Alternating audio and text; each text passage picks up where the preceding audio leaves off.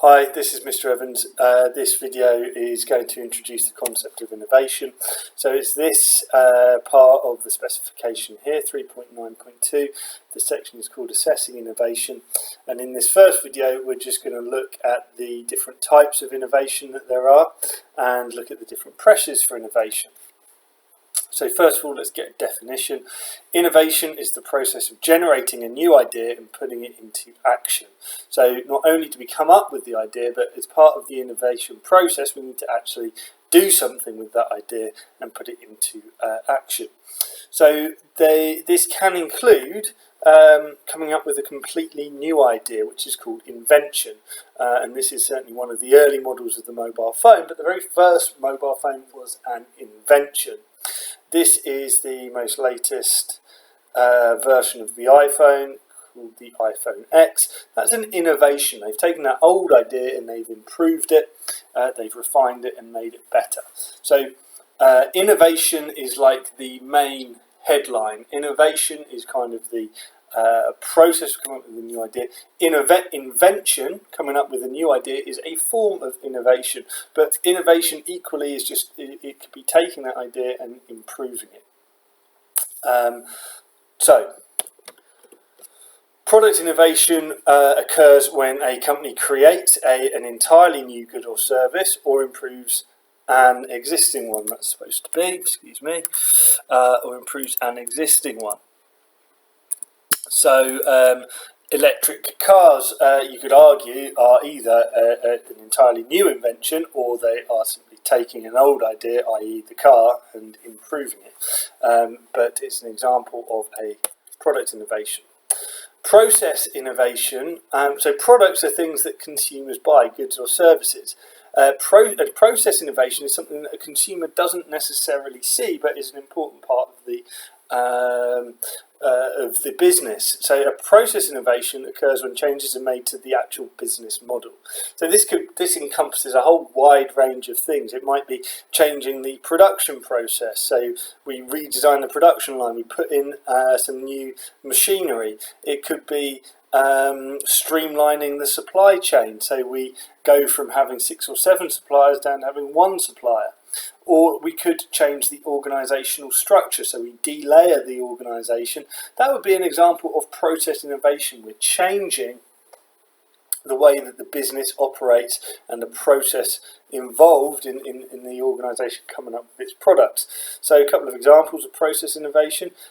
Click and collect, this idea that you can do your shopping on the internet and then go and collect it in store. That's a process innovation. Rather than me going around the supermarket and taking my products off the shelf as I used to do, I can simply shop online and then I go to the store and it's all ready for me to collect.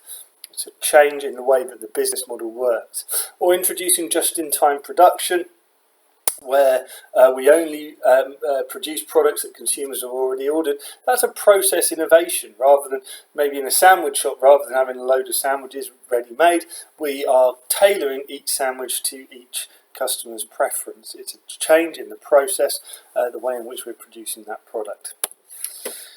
So what are the pressures to innovate? Well, different pressures to innovate could include the level of competition, what your competitors are up to.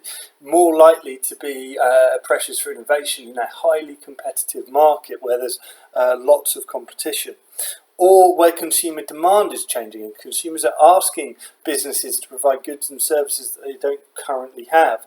Maybe technology is changing in a way that allows businesses to change their business model. So, consumers, shopping via mobile phones. Certainly some coffee shops have apps where you can, you order your coffee when you're 5 minutes away and then you just walk in and collect it. Okay, wouldn't be possible without the technology to support that new process. It could be that the costs of production are rising and the business wants to find innovative ways of reducing its costs of production, maybe installing solar panels so we're not so reliant on energy generated by fossil fuels. Shareholders can be a source of pressure to innovate. They want you to cut costs or increase revenues, so they put pressure on the business to innovate. Equally, the workforce coming up with really good ideas, that might be a pressure for a business to change its business model or come up with new processes, but it would be a pressure for the business to innovate. The government can change the legal environment, so particularly looking at things like carbon emissions, where lots of legislation is coming in about the things that businesses can do about pollution. So that would be a pressure for business to innovate. Just recording this in January 2018, and the Chinese government have recently said that they're not going to import plastic waste anymore. So this might be a pressure for UK businesses to think, right, how can we reduce our plastic waste, or can we take advantage of this, and can we take people's plastic waste and recycle it, because there's going to be a lot more of it available. And finally, ethical and environmental concerns can be a pressure to innovate as well, to cut our use of raw materials, or to recycle more, or to change the way the business is, the product is produced in some way, in order to cut the environmental impact of that product.